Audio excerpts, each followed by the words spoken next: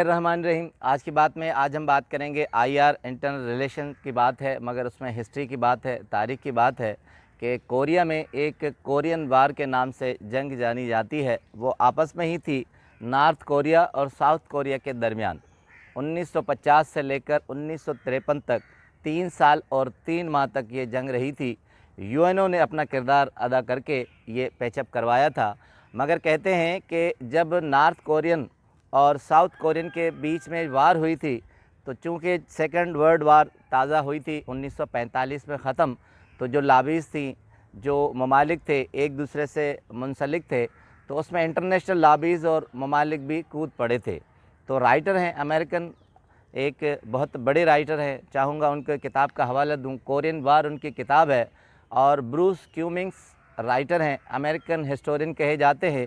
Chicago university میں historian department کے chairman بھی رہے ہیں۔ 1943 ان کی پیدائش ہے، 78 ایئر ان کی ابھی عمر ہے۔ کہتے ہیں کہ کورین وار کورین ہسٹری پہ اسپیشلسٹ کہلائے جاتے ہیں۔ ہسٹری کے علاوہ آتھر بھی ہیں اور لیکچرر پروفیسر بھی ہے۔ تو وہ اپنی کتاب میں لکھتے ہیں کہ جب UN نے اپنی وار ختم کروائی تو اس میں جیت جو ہے نارتھ کوریا کی ہوئی، اس کی طرف سے چائنا تھا، ساؤتھ کوریا میں امریکہ تھا، تو دونوں لابیز آ گئیں، دونوں ممالک آ گئے، مگر جیت جو ہے نارتھ کوریا کی ہو گئی۔ چائنا بھاری رہا، امریکہ کے کافی جنگی قیدی تھے جو قید کیے گئے سپاہی تھے، اور بہت سے سینکڑوں کی تعداد میں۔ اب UN کے کردار میں جب قیدی واپس آ گئے تو کہتے ہیں کہ 8 سے 10 ہزار قیدی جو تھے وہ بازیاب کرائے گئے، جو امریکن سپاہی تھے۔ جب وہ واپس آئے تو کہتے ہیں کہ سارے کے سارے نفسیاتی مسائل سے دوچار ہو گئے، نفسیاتی ہو گئے۔ حیرت کی بات کہ زندگی میں مایوس رہنے لگے، زندگی کی طرف آئے نہیں، اور کہتے ہیں کہ 70% جو سپاہی جنگی قیدی آزاد ہوئے تھے انہوں نے خودکشیاں کر لی۔ اب 30% بچ گئے، چند ہزار تھے۔ تو امریکہ کو یہ خطرہ لاحق ہو گیا کہ آخر کیا چیز تھی جو انہوں نے اس طرح ہمارے سپاہیوں کو کر دیا، تو اس پر تحقیق کی جائے۔ تو تحقیق پینل بٹھایا گیا، تحقیق کی گئی۔ 30% میں سے جو قیدی تھے ان سے ملاقاتیں ہوئی۔ بہت حیرت کی بات یہ ہوئی کہ جو بھی جنگی قیدی واپس آئے تھے مایوسی کا شکار تھے، نفسیاتی مسائل سے دوچار تھے، اور وہ زندگی کی طرف لوٹ نہیں رہے تھے۔ تو تحقیق کے مطابق جب کی گئی تو اس رپورٹ میں یہ آیا کہ ان کے جسم پر ایک بھی زد و کوب کا نشان نہیں تھا، کوئی بھی ٹارچر نہیں کیا گیا تھا۔ جب ان سے پوچھا گیا کہ آپ کو مارا جاتا تھا اور سخت اذیتیں دی جاتی تھی، تو انہوں نے کہا انہوں نے کوئی بھی ہمیں سخت اذیت کبھی بھی نہیں دی، نہ ہم پر ٹارچر کیا گیا۔ اب کہتے ہیں کہ تحقیق نگار بہت حیران کن ہے، ان کے لیے بڑا چیلنج ثابت ہوا کہ آخر کیا چیز ہے کہ یہ زندگی کی طرف لوٹ نہیں رہے۔ پھر ثابت ہوا، آخر کار رپورٹ فائنل ہوئی، پینل بیٹھ گیا، اور وہ رپورٹ جب پیش کی گئی تو بہت ہی حیران کن رپورٹ تھی۔ اس میں کہا گیا کہ ان جنگی قیدیوں پر کبھی بھی تشدد نہیں کیا گیا، انہیں کبھی بھی مارا نہیں گیا، مگر ایک حیران کن ٹرک کھیلا گیا تھا کہ ان کو ہمیشہ ایک دوسرے کے بارے میں نیگیٹو کمنٹس کرنے کو کہا جاتا تھا، اور انہیں اپنے ہی آپ کو کمتر کہنے کے لیے کہا جاتا تھا۔ ایک دوسرے کو نازیبا الفاظ استعمال کرنے کو کہا جاتا تھا، جس کا بھی ذکر کریں انہیں نیگیٹو فیلنگز کے ساتھ بیان کرنے کو کہا جاتا تھا۔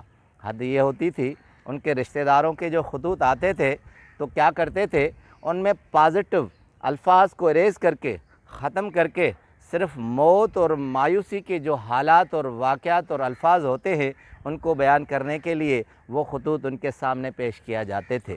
ان کی زندگی میں سوائے موت اور مایوسی کے کچھ بھی نہیں تھا، نیگیٹو فیلنگز کے سوا کچھ بھی نہیں تھا۔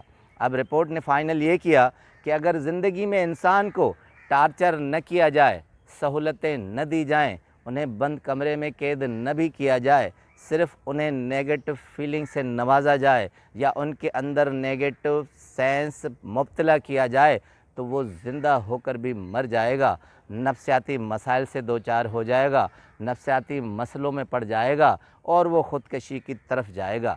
یہی وجہ ہے کہ 1953 کے بعد 2 سال میں یہ رپورٹ آئی 55 میں، تو اس کے بعد سارا یورپ اس چیز پر لگ گیا کہ نیگیٹو فیلنگز کو کس طرح ختم کیا جائے، पॉजिटिव फीलिंग्स की तरफ किस तरह लाया जाए। आज जो सैकड़ों किताबें यूरोप में लिखी जाती हैं, ये कोरियन वार का ही नतीजा था कि इंसान को हमेशा नेगेटिव फीलिंग्स से दूर रखना चाहिए और पॉजिटिव फीलिंग में रहे।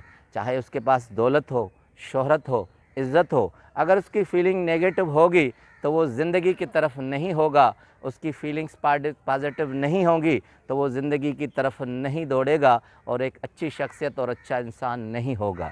नफ्सियाती तौर पर उसका जहन नॉर्मल नहीं होगा।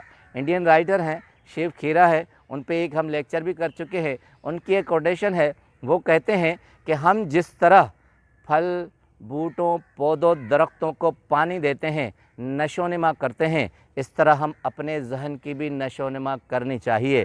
अगर किसी भी पौधे को पानी नहीं दिया जाएगा तो वो गल सड़ जाएगा। इसी तरह जहन की भी नशोनुमा है, अगर उससे पॉजिटिव फीलिंग्स, अच्छे ख़यालात न दिए जाएंगे तो वो भी पौधों, दरख्तों की तरह गल सड़ जाएगा।